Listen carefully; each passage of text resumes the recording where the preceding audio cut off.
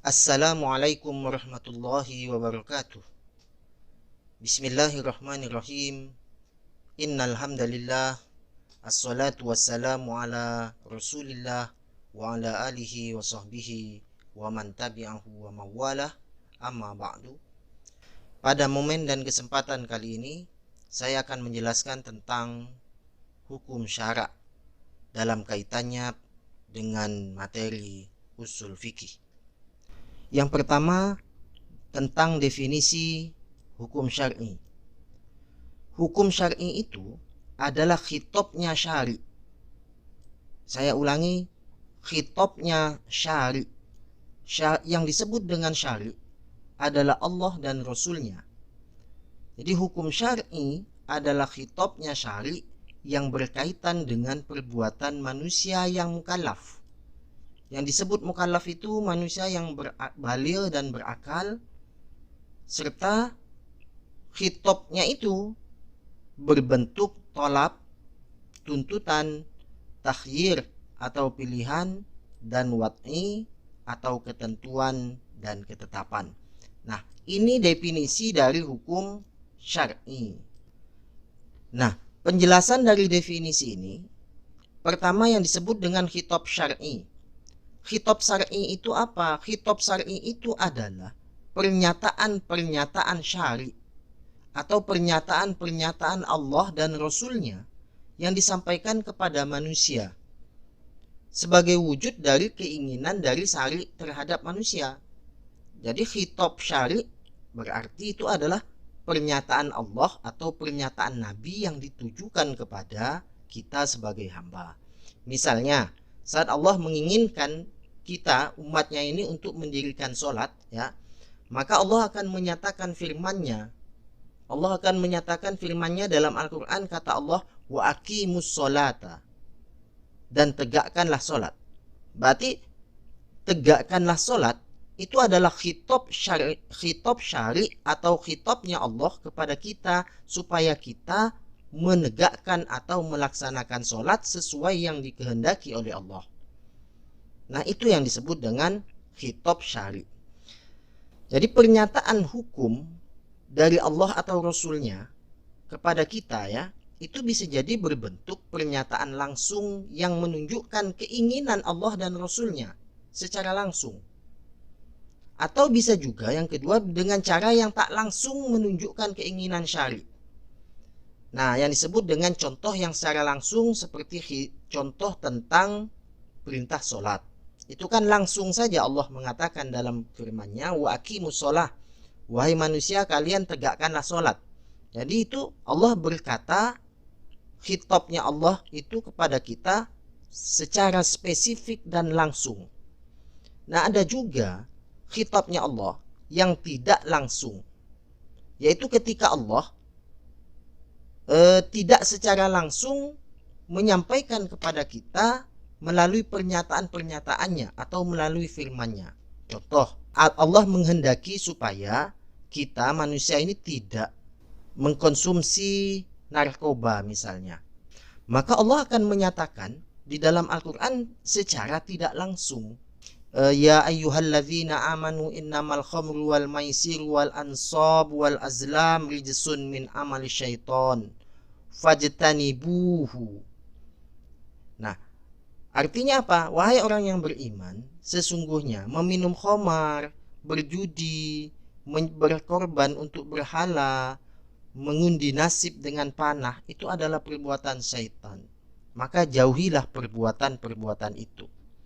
Jadi ayatnya berbicara tentang khamar, tetapi narkoba juga masuk ke dalam kategori khamar yang dihukumi sama.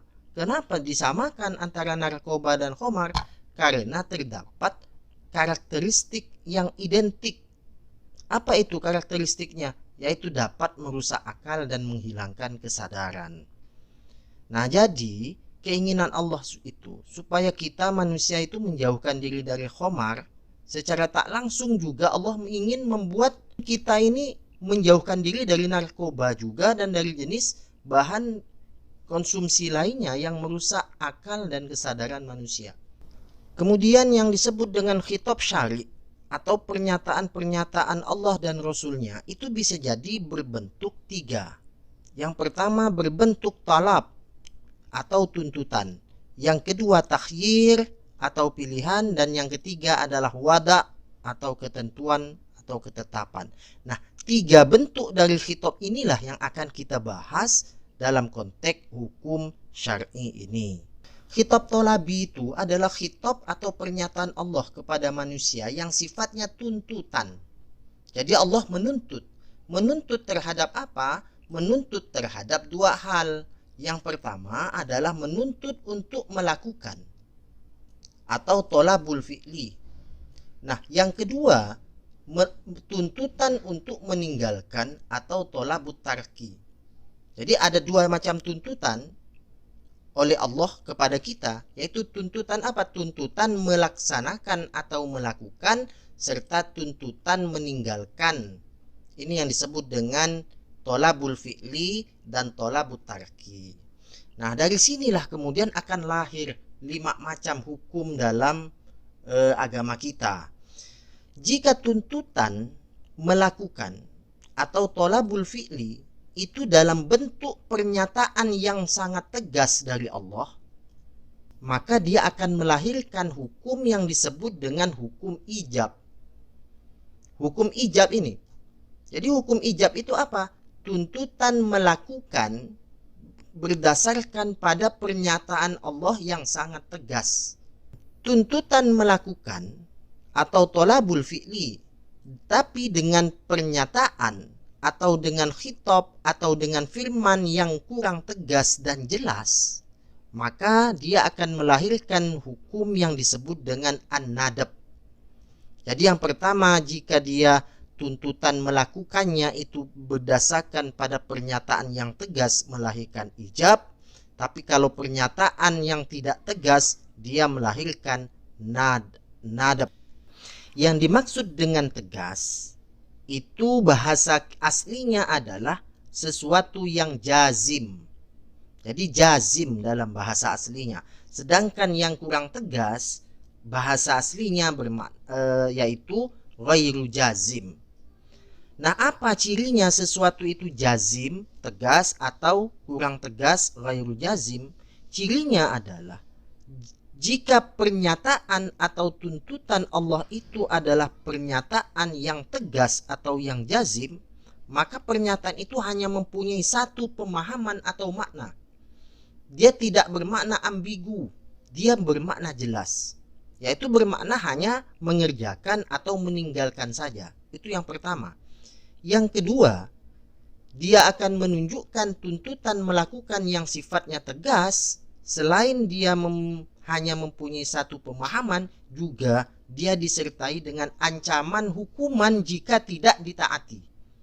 Nah, itu berarti itu pernyataan yang tegas.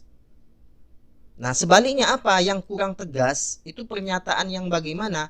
Yaitu yang sebaliknya, dia mempunyai beberapa kemungkinan pemahaman atau beberapa kemungkinan makna, dan pernyataan tuntutan itu tidak diiringi dengan ancaman atau dengan ancaman hukuman.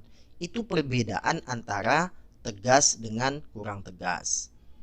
Yang kedua, yaitu tuntutan untuk meninggalkan atau tolabut tarki. Tuntutan untuk meninggalkan. Jadi kalau Allah menuntut kita untuk tidak meninggalkan sesuatu itu dengan pernyataan yang tegas, yaitu dengan firman yang lugas dan tegas, maka dia akan menghasilkan hukum yang disebut dengan tahrim. Jika tuntutan meninggalkan itu tidak berdasarkan firman atau pernyataan yang tegas, melainkan dengan pernyataan yang kurang tegas, maka akan melahirkan hukum karahah. Nah, yang ke arah kanan ini adalah tuntutan untuk melakukan atau tolabul fi'li, sedangkan yang ke arah kiri ini adalah tuntutan untuk meninggalkan atau tolabut tarki. Macam-macam hukum itu adalah tahrim, karahah. Kemudian yang tuntutan melakukan itu adalah ijab dan nadab. Dari ijab, dari konteks usul fikih ijab ini, ketika diimplementasikan dalam fikih, maka dia ijab ini dimaknai dengan wajib. Lalu nadab ini lalu dimaknai dengan sunnah. Ketika tahrim dipahami sebagai sesuatu yang haram dan karahah, bahasa fikihnya menjadi makruh. Saat dia masih berbentuk konsep, maka dia namanya adalah ijab dan nadab serta tahrim dan karahah. Kemudian yang kedua dari bentuk khitab adalah yang disebut dengan khitab tahyili. Pernyataan Allah yang berupa opsional atau memberikan kita kebebasan untuk memilih antara melakukan atau meninggalkan. Jadi ketika khitab tahyili ini kita bebas, apakah kita mau melakukan atau kita mau meninggalkan. Dari khitab tahyili inilah kemudian melahirkan sebuah hukum yang disebut dengan ibahah. Dalam konteks fikih lalu lahirlah yang disebut dengan hukum mubah. Kalau kita lihat tuntutan melakukan atau tolabul fi'li yang sebelah kanan ini, dia akan mengarah kepada maslahah. Yang disebut maslahah adalah kebaikan. Ketika sesuatu itu semakin kuat dan menimbulkan kepastian mendatangkan maslahah, maka dalam bahasa agama kita Allah akan berfirman secara tegas menuntut kita melakukan sesuatu itu. Maka sehingga lahirlah hukum wajib. Jadi hukum wajib adalah sebuah aturan dalam agama kita yang kita yakini lebih dekat kepada maslahah. Dan sebaliknya, semua yang tuntutan untuk meninggalkan atau tolabut tarki ini yang sebelah kiri, ini semuanya bermuara kepada mafsadah. Mafsadah ini adalah kerusakan. Mafsadah ini bermakna kejelekan bagi kita. Jadi kalau sesuatu itu nyata-nyata dan diyakini sangat dekat kepada mafsadah, maka dia pasti di dalam agama kita akan dikeluarkan hukum tahrim. Ibahah atau sesuatu yang mubah dalam agama kita, ini akan bermakna atau menimbulkan pahala jika dia menjadi wasilah bagi kita atau itu kita niati sebagai perantara melakukan yang sebelah kanan. Toh kita makan. Makan itu tak akan bernilai ibadah kalau kita tidak niati dengan baik. Dia akan bernilai ibadah kalau makan itu kita niati sebagai pendukung untuk melakukan yang sunnah serta yang wajib. Kita makan supaya kuat sholat, contoh, maka makannya pun menjadi bernilai ibadah. Sebaliknya, jika ibahah atau mubah seperti contohnya perbuatan makan tadi, kita niati dalam rangka supaya kuat melakukan maksiat, maka makannya pun dia tidak bernilai ibadah, melainkan bernilai dosa. Jadi kalau yang kanan bernilai pahala, sedangkan yang kiri ini bernilai dosa. Nah, inilah esensi dari hukum taklifi di dalam usul fikih. Jadi kita hukum dalam usul fikih itu ada dua. Yang pertama adalah hukum taklifi, yang kedua adalah hukum wad'i. Hukum taklifi itu isinya adalah khitab tolabi dan khitab tahyili. Sedangkan yang satunya lagi, hukum wad'i, isinya adalah khitab wad'i. Baik, demikian penjelasan saya tentang hukum syar'i ini. Mudah-mudahan bisa dipahami dan bisa menambah keimanan dan ketakwaan kita kepada Allah Subhanahu wa taala.